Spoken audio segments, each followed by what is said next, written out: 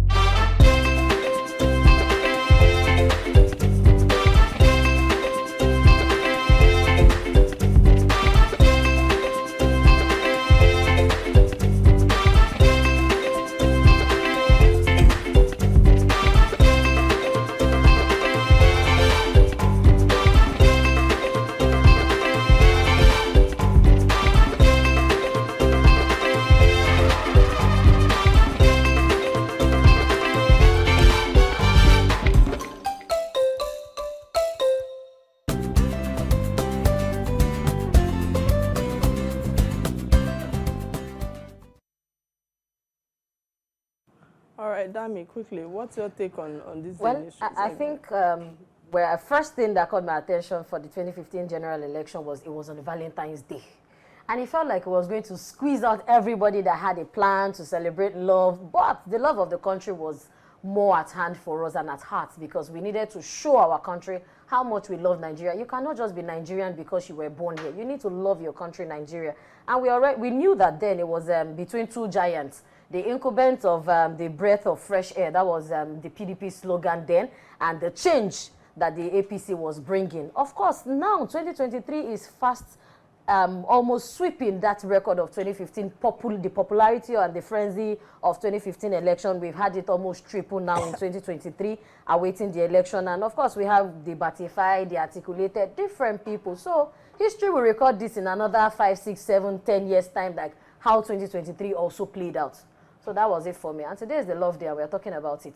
All right, well done. I think exactly 8 years ago, to start from there, the election which brought President Muhammadu Buhari to power and removed Goodluck Jonathan held today. And I like the fact that, I like our On This Day initiative because it actually reminds us of most of the actions and the legacies that they've left behind. Because we're in an environment where people do not pay attention to legacy that they're leaving behind. But of course, it's just a show that there is a power in democracy, because however you look at it, election and that of power belongs to the people to change the narrative. Hence the reason why I feel that we should learn something from this regarding the 25th of February 2023, when another election will take place, that we have the power to change the narrative, to put in the corridor of power the person we actually want. That will a visionary leader, like I've always emphasized on. And I hope that we've picked a lesson from this history today. But I think it's important for us to go on a quick message, on a quick break to get a quick message from our sponsors. Please stay with us. We'll be right back.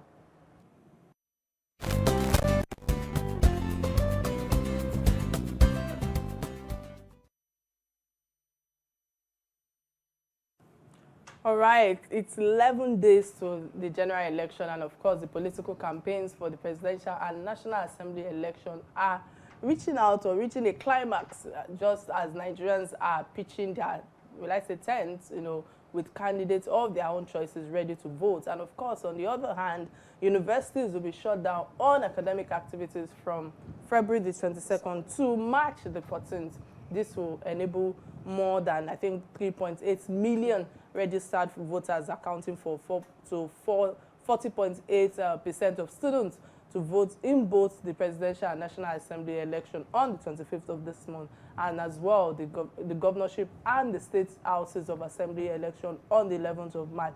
And on the live show today, of course, we will be discussing the implication of this from the angle of education, election, youth participation, electoral processes, and the concerns of education in general with stakeholders at large. And talking about educational stakeholders, our guest today on the show is one of the decision makers. Should I emphasize again, decision makers and the stakeholder, in the Department of History at the prestigious University of Lagos. His name is Professor David Awaro. And of course, should I also chip it in that he's also a professor of international relations and strategic studies. Again, many thanks for joining us via Zoom line. But before we bring in our guests, I think it's important for us to actually, show the profile of our guests. Stay with us. We'll be right back.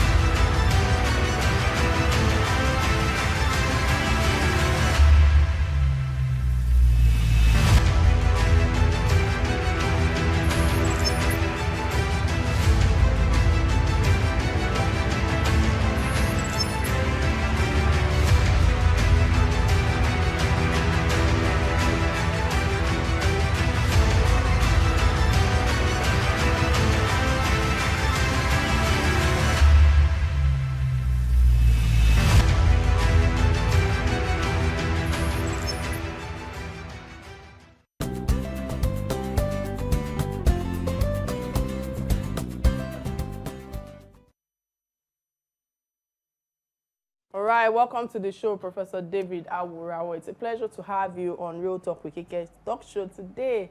And before we go straight to the topic, let me ask you, how are you doing, knowing that we are living in a cashless society right now? How are you doing today, sir? Can you hear me? I'm I'm fine, thank you. I can hear you clearly. I'm fine, thank you. All right, The fantastic. So, cashless policy is, disrupting everybody's life. I just came in from the bank 20 minutes ago. wow. There is no cash, as if it's not a crime to, have cash. I even took some old cash I had to the bank to try to deposit it. They said they won't collect. They just got instruction this morning that they shouldn't collect old notes anymore, even in the bank. So I'm not able to deposit my old note. I'm not able to collect new one, and I just left, stranded. I came back with the old notes, thinking, hoping that some reasonableness will prevail shortly to enable us to be able to move on with our lives. So it's been really, really disruptive of our normal life. It's unfortunate that the rich also cry, because knowing that you are a professor in history and you're a man, you are not a middle class man with your profile that I went through, but putting that aside, you are quite aware of antecedents in politics, in electoral processes, and of course with all that is happening at the moment regarding governance and well, I say education as well in Nigeria. How do you see this direction or directive from the government perspective, given the setback of 9 months that the students have actually gone through in this institution last year? What's your take on this? Well, my perspective on it is that it is unnecessary. It is an attempt to just create unnecessary hysteria, further disrupt, a calendar that is already too much disrupted in the past 2, 3 years or so. Is unnecessary. I mean, and we've had elections in the past, and schools were open. In most other parts of the world where elections are held, people move on with their lives. Schools open, other activities go on uninterrupted.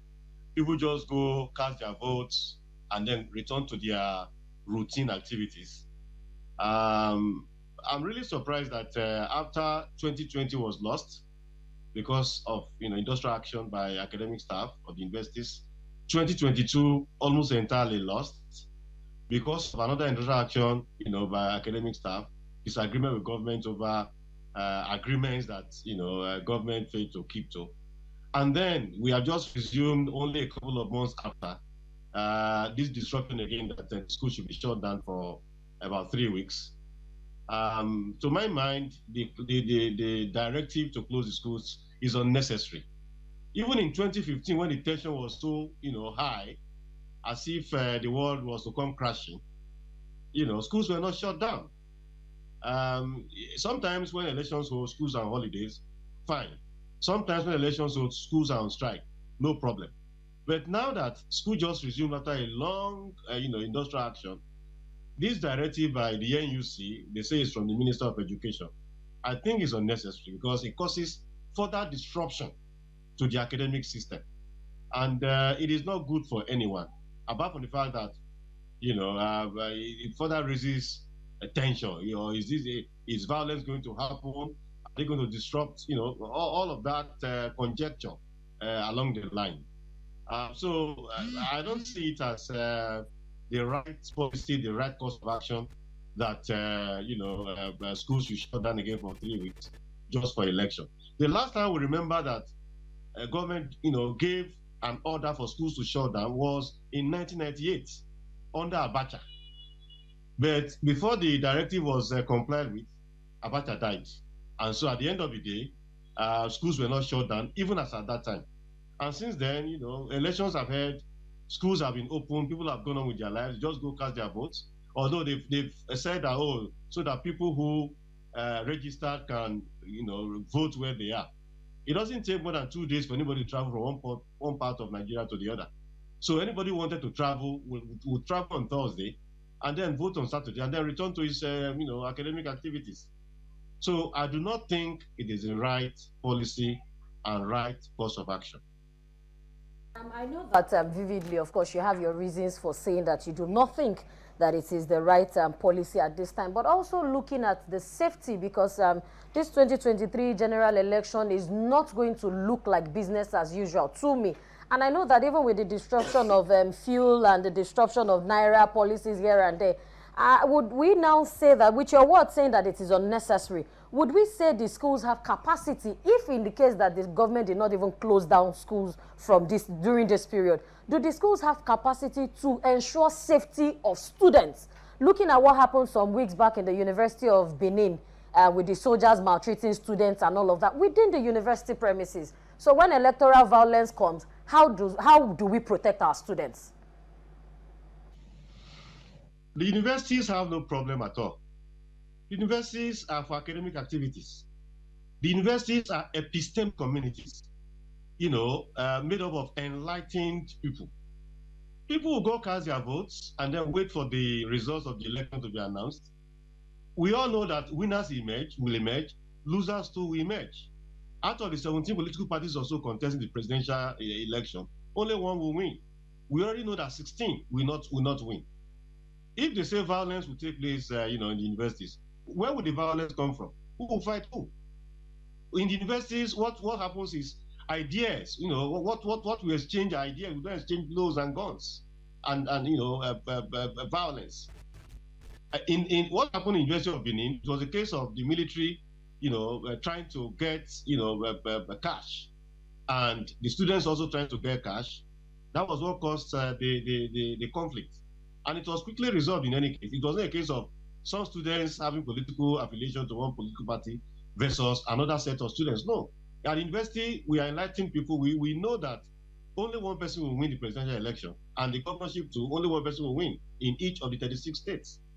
So this narrative that, if violence breaks out in universities, how will it be contained? Where would the violence come from?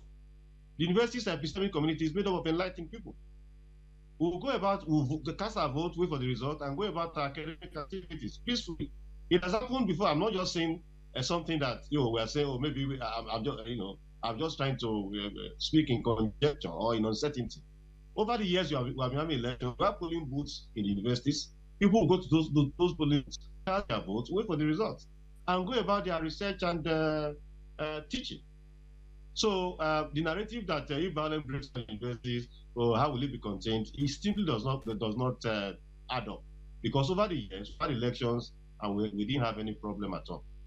Many thanks for that submission. When you are saying over the years we didn't have such problems, because I remember vividly in 1993 election that I held with students still being in campus. I also remember that in 2011 and 2015 elections held with universities having their run of academic activities as well. So why is there any difference with the calm of security reasons that I feel that quite a number of our leaders and the so-called spokesperson have actually tried to calm the youths down to say that, there are no issues, and DSS and the likes have also put in their words out there that there will be law and orderliness in this coming election. But putting that aside, that's my first question to you.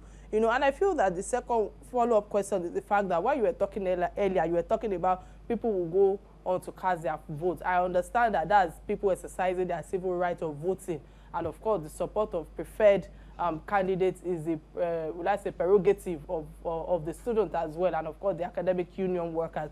But I must ask you, many of these students have also expressed all sorts of reactions online condemning the directive, and again, installing the progressive way of our leaders doing things and the likes and all of that, and everybody is actually putting out their fears and all of that. So as a lecturer, and of course a parent who I believe that either your children have passed through the universities here or outside abroad, I feel that you have knowledge of both worlds, also going by your resume.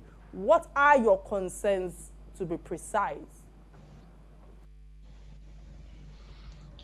Well, My concerns revolve around the fiery rhetoric by some leaders, leaders of some political parties, and especially their spokespersons. That needs to be toned down, dramatically. Those political leaders, especially their spokespersons, need to understand that there will be life after this, cycle of elections. The way they have approached the election, the way they've described the other political parties and their candidates, they have simply incited, people by what they've said. We've seen violence in a couple of places, violence in Borno, violence in Lagos, even Lagos here, violence in Sokoto, violence in Zamfara, and of course, violence in Katsina. Much of this has come from the way the political leaders have approached the election. And that is what we are saying, that they should understand that only a country that is peaceful and stable can experience development. And if you are supporting a candidate, if the country is in tatters, development and even peaceful governance will become difficult or even impossible. So that is my biggest concern. Just imagine somebody talking about a coup. Somebody was invited by DSS yesterday talking about a coup, that some person has met with some military people talking about a coup, only for him not to say, that was not exactly what he said. Even if he says some newspapers reported it, even if newspapers reported such a thing, are you going to, without verifying, just go out and start making comments like that? These are the kind of inciting comments that we need to avoid. We also have one very old and respected, leader who has said that if the candidate is supporting does not win, there will be war. War? Where? How? We all know that only one person will win the election, the rest will not win. And whoever wins, will wish him well, will support him to be able to do well. That is my greatest fear. These comments, the incitement and the violence that has accompanied them. That is my greatest fear. This is going to go down drastically, and these leaders need to, encourage their supporters to be peaceful, to allow this process to go on smoothly without violence, to do like Jonathan did in 2015, that the ambition of nobody's ambition, nobody's blood should go for some other person's political ambition. Once the leader is, preaching peace, is, look, don't fight for me. If I lose, I go home. To be difficult for supporters to, continue to fight. So these are the things we are encouraging leaders to do. They've signed peace accords here and there, but sometimes the things they do not are not in tandem with the peace accords and the terms of the agreement they've signed. They should keep to the terms of the agreement so that this session can come peacefully and then end peacefully, and then Nigeria can, we can begin to move ahead from there. So that is my greatest fear. The tendency for violence to take place arising from the fiery rhetoric and incendiary comments of some political leaders. Many thanks for that. Damlola, I'll come to you, but let's go on a quick break and get a word from our sponsors. Please stay with us. We'll be right back.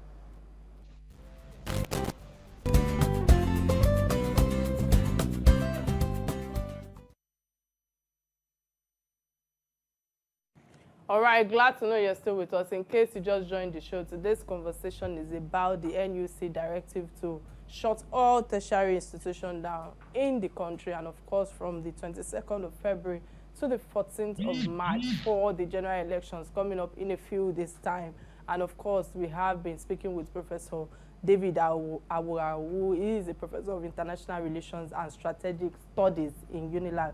And I must say many thanks for all you've shared thus far. But quickly, excuse me, let me quickly open our phone lines. Remember that you can be part of this conversation by calling the studio number 080-988-77400, showing on your screen right now. And of course, we're streaming live on Facebook and YouTube, both on Real Talk with Kike and on Silverbird platform. Dami, let me come to you. Okay, Professor, sir, another concern that has been on my mind, basically, has been the fact that since schools resumed in December, that when the ASU strike was officially called off, I know that some students have been writing exams and some are about to start to write exams.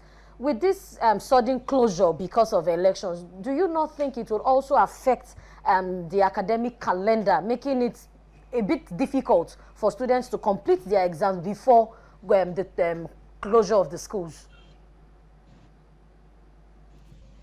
Exactly. And that is what we've been talking about. The disruptive dimension of the closure.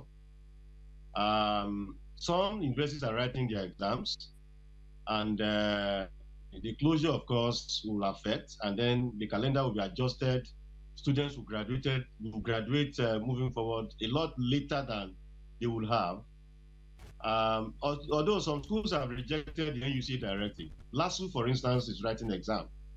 And what they have said is that they will not listen to the NUC. That the exams will go on until 23rd, of February. That's Thursday. They will close down on the 23rd, and then they will, resume on the 2nd and 3rd of March. Continue the exams, and then shut down for 2 days again for the governorship election on the 11th of March. And shortly after that, on the 14th, move on again with their academic activities. That's it. That what LASU, what the Senate of LASU has done, is actually what the the NUC ought to have done. Just allow those 2 days before election so people can go and vote and then return, and then activities continue. Then those who want to go and vote for governor can also go for governor on the 11th of March, and then life will go on. So this directive, like I said before, is in bad taste. I do not support it. It will further prolong the stay of students, to complete the program. They've already lost 2 years, 2 sessions. To just give you a bit of context, the students who were supposed to come in 2019, 2020, they lost 2020. They only did 2021. They also lost 2022. So those who are supposed to be in year 3 are just still in year 1. So these are the ramifying consequences of the closures we have had in recent time, and it will be worsened by this directive. So you are right, and the students are also right to complain that this directive is further exacerbating their plight and elongating the time they will stay in school, and further compounding their problems.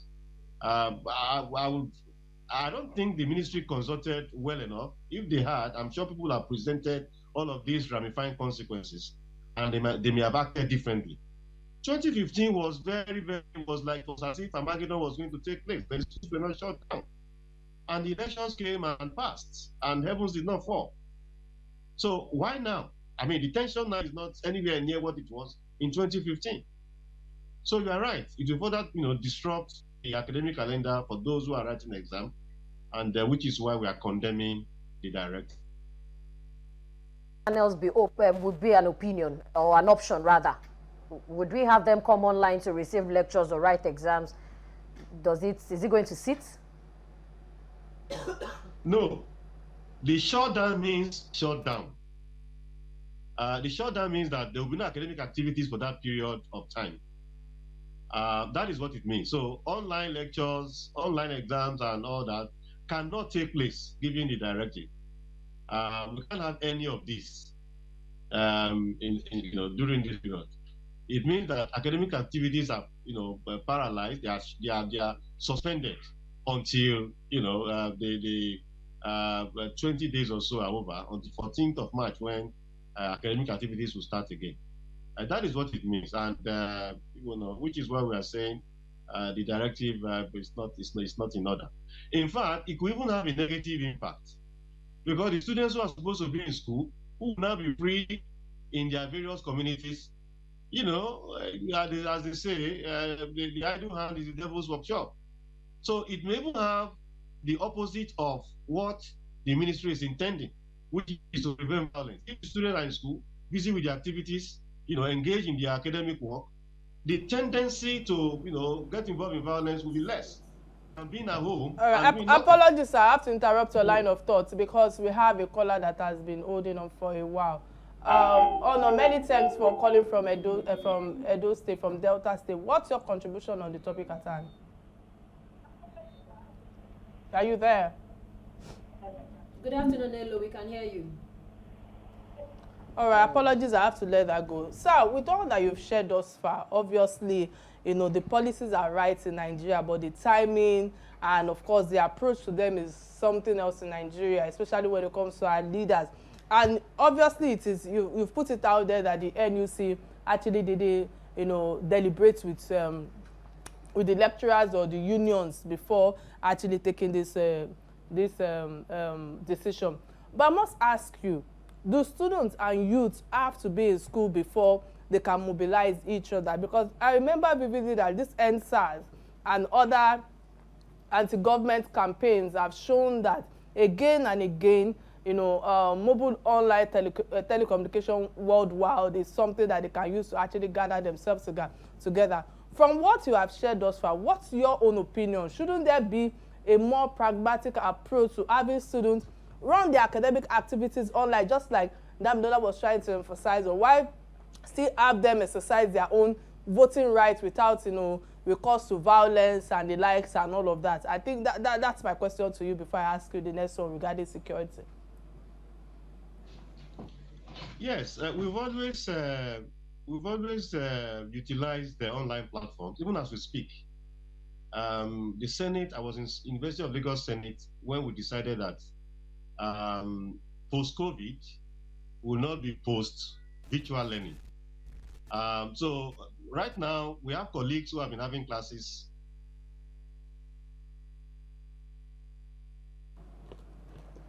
All right, apologies. I think we have to go on a quick break. Then we can re-establish connection with our guests. Please stay with us. We'll be right back.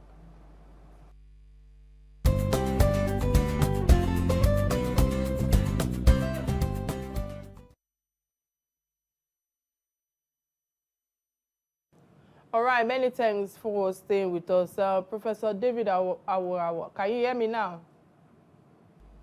Yes, I can hear you. Fantastic. We're talking earlier regarding the pragmatic approach to how students can actually run activities, online, and of course with all that has happened in the past regarding, NSAS and quite a number of other destructive approach that the youths have actually put on the table. What's your take on this? Yes, I was saying earlier that virtual learning has continued post-COVID. That I was in University of Lagos Senate when we decided that post-COVID will not mean post-virtual learning, and we have been, having classes both in person and virtually since the end of COVID.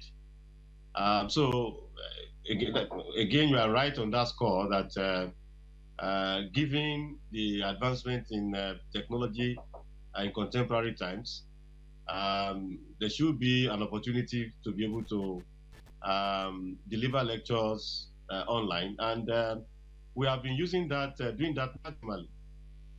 Sometimes we have classes in person, some other times we have classes virtually. And I've said this so many times.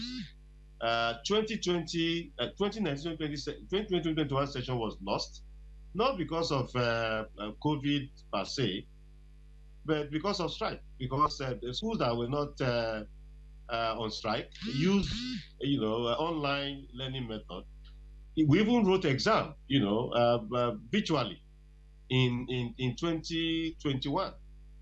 So yeah, you are right. Given where we are now, online, virtual learning should be, tapped into maximally. And at least I know of University of Lagos.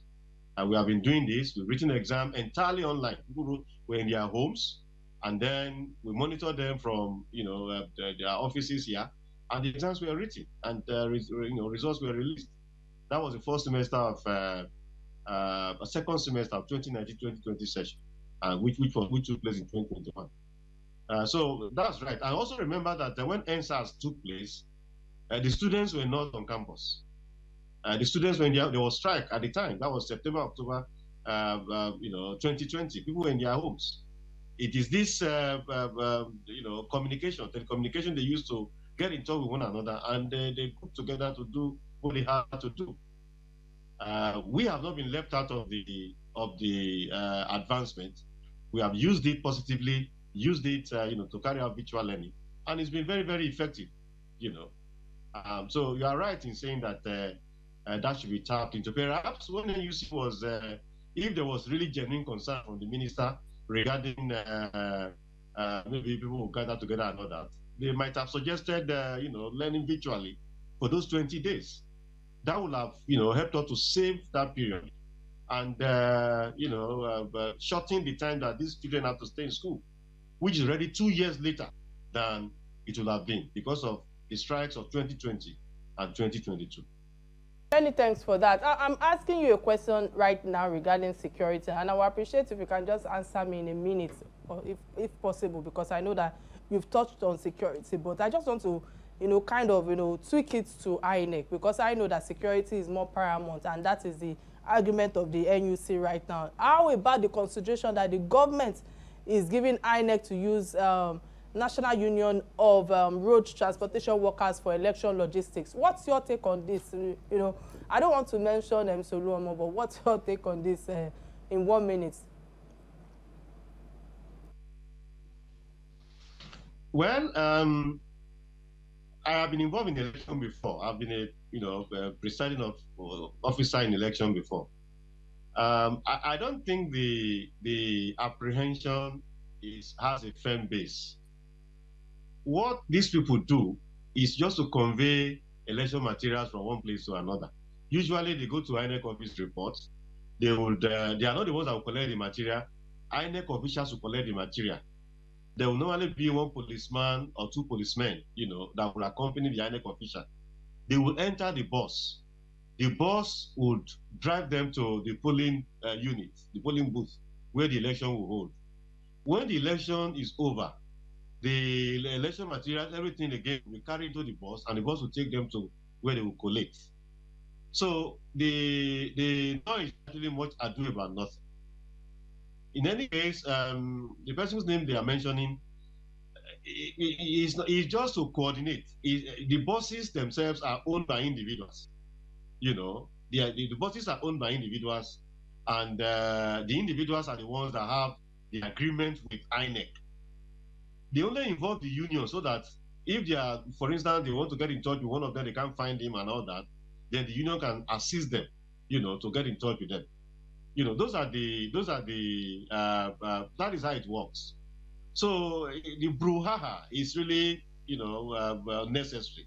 It's really much ado about nothing. And I think the noise is coming because those who are speaking do not understand the details of the job that these bus owners, do, and how the whole thing, takes place. They think that perhaps they will hand over material to them and they can drive the thing to anywhere and go and dump it. No. It's INEC officials that carry this material, usually with one policeman or two policemen, and then the bus is just to drive them to the location and drive them back to where they will collect. I have been involved before, so I'm not just saying hearsay. I'm saying what I know. Dami.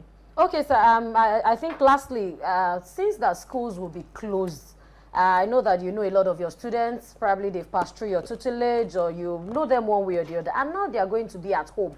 Of course, I know that we're not oblivious of the fact that parents might be supporting party A while even the students are supporting party B. But in entirety, what would be your advice for parents who their awards are going to be with them at this election period, sir? Yeah, parents can do a lot to contribute to the success of the election by, doing the right thing on their own, going to exert their franchise, and then by also encouraging their children to be peaceful, encouraging them to do what is right, and then, of course, avoiding unnecessary friction. If a child, for instance, is supporting party A and the mother party B, the father party C, they should be liberal and accommodating enough to allow each one to go to the voting booth and vote for whoever they want to vote for. But the parents can do a lot by encouraging their children to be peaceful, and then of course preventing them from, being recruited into any group that will cause violence, in the course of the election. So parents can do a whole lot to control the success of the election by doing all of this. Thanks for that. And I think that this will be our last questions on this platform right now, even though I'm a bit excited because I'm under the weather. I can't wait for this show to be over. But, you have, based on your profile, going through your resume, I know that you have been consulted by global agencies, you have delivered lectures beyond borders, and of course, does same practice of shutting down, does the same practice of shutting down, does it actually, happens, or does it apply overseas, and why is the difference between our country and overseas? That's my first question to you. And my second question quickly is the fact that I feel that moving into election right now, or elections, I'm glad that you are a professor of history, and of course, without history, we can't actually align with the future. So going by the last elections in the country, Nigeria, what are your own expectations regarding the coming general elections February 25th? What's your take on this? Quickly, sir, in 3 minutes. The first question, when elections hold in other countries, schools are not shut down. Even in African countries, Kenya, Ghana, Cameroon, South Africa, when elections hold, schools are not shut down. This directive to shut down schools is like, portraying Nigeria as a banana republic, where we cannot organize ourselves, and each one doing the right thing, for peace and stability and development of the country. We hope that this won't have to happen again. That we are having an election and then the government is giving order for schools to be shut down. We hope this won't have to happen again. I've cited African countries, of course, in the West, in the UK, in Canada, in the United States, in France, everywhere. Schools are not shut down when elections hold. And before now, too, as I said before, schools were not shutting down even in Nigeria here, which is why what the minister and the AUC has done now, like I've said, I don't think it's the right thing to do. Then what are my expectations? My expectations are that the elections will come and go peacefully. They will come and go peacefully. There will be pockets of violence here and there, but because everybody is conscious of the need to have free and fair election and the need to have purposeful leadership moving forward. So there will be some few bad guys here and there who try to disrupt things, but I don't think they'll be strong enough to cause major disruption to the election. So my expectations are that the elections will come and go peacefully, and that there will be a peaceful transition on the 29th of May.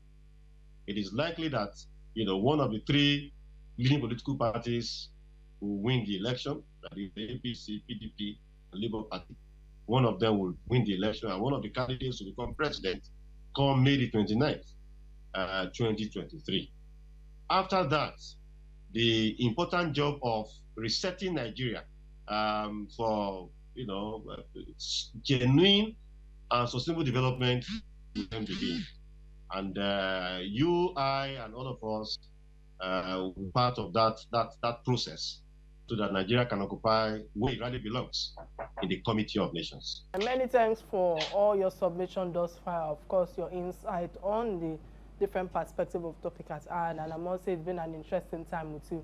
But before we let you go, there's what we call trending stories. These are stories that bind us as Nigerians, that affect us all.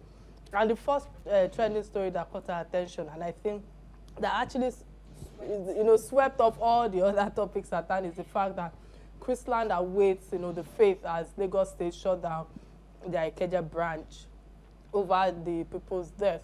But before I come to my guest, Dami, what's your take on this submission thus far with all that has been going on? It's been overwhelming with all sorts of information, both from the school and of course from the parents. I think the first thing I will go back to that we have always clamored for, but we have not seen the daylight of it, is our Child Rights Act. I think I know that even research says that out of 36 states, just 24 states have adopted it. 12 are yet to adopt it. And out of even the 24 that have adopted, not all the states have codified it into law. Now, it brings us back to our children, let's say. It happened last year. It happened the year before. It happened the other year. It keeps occurring. We keep saying these things. We keep talking about it. Sylvester's case was like a case that, oh, after this one, it won't happen again. After Sylvester, we had another child in Abuja, now in Lagos. And this, the leakage of that audio between one of the students that was saying that she was actually electrocuted and the school is saying something different. As of today, I was seeing a video that the father said he requested for an autopsy. I'm saying that should this even be a subject at all? I know in this part of the world when people die is amowa alone, but what about the things that people know about? So, autopsy should not be a subject for debate. Autopsy should be mandatory. When somebody dies, there should be an autopsy to say this is what killed the person. It's a killing, it's needless. Our schools need to do better. Well, I think that by 25th of February, if we have a person of character, a person of competence and accountability in the corridor of power, on the seat of presidency, probably a lot of our problems will be solved than having more complaints. All right, I think before I come to my guest, I need to quickly, first of all, put it out there that this is tragic and no one can wish to lose a child. It is unbearable, unimaginable to say, and my condolences goes to the parents of Whitney Adeniran, and I'm saying what a loss, what a loss. It feels like, I could feel it more because I just felt that, God forbid she's like a daughter, because as far as I'm concerned, her age and my son's age is almost the same. And I'm asking myself, what a really difficult and challenging time, for the parents to actually move on and find closure on the loss of their child. But, there's something you mentioned, and I really need to quickly put clarity on that, on the fact that the parents were the one that requested for autopsy. That is not true. Because since Sunday, actually, or I said Saturday, up until yesterday, I've been in communication with the school, and I know that they've been, sharing all sorts of information between myself and my husband regarding the fact that the parents actually refused autopsy because they said it's against their religion. And because in my head, I'm like, this is beyond a parent and the school, and it has now become a public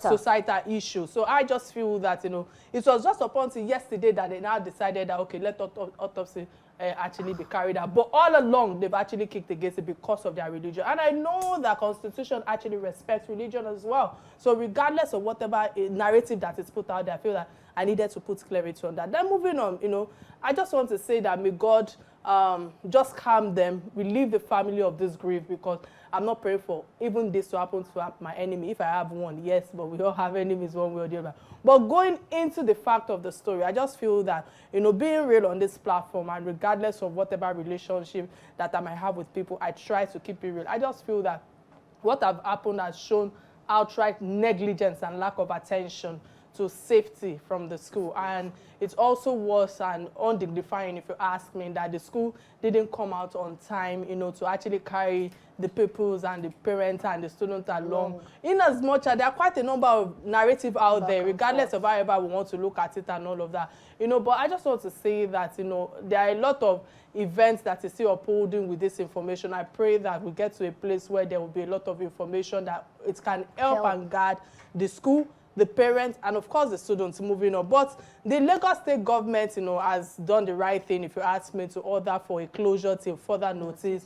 And human life is worth more than even anything we can actually think of. So it's just so sad that the girl has died in these circumstances. And no matter the kind of information that can be brought on the table, can never bring back the child. But putting that aside, I want to urge the school now, and the school management, the parents, and of course, the authority to place care and safety of students as paramount, because, like you said, it has become a culture now from different states, from different schools. We keep hearing all sorts of stories. These are people's children, and it is more unfortunate that this is happening to one of us. We can only pray that I mean,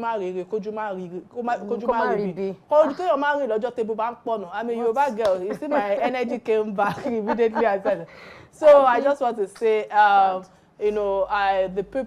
pray for the parents, I pray for safety and well protected, going forward. And of course, I pray that reconciliation and realignment can actually take place with all of this after when results are there. Unfortunately, we've run out of time. And to my guest, Professor David Arwal. Unfortunately, I cannot get your submission, but many thanks for being on the show today. May God protect us all, including the parents, we parents, and of course, Nigeria as a whole, with all that is coming up in the next few days. Bye now.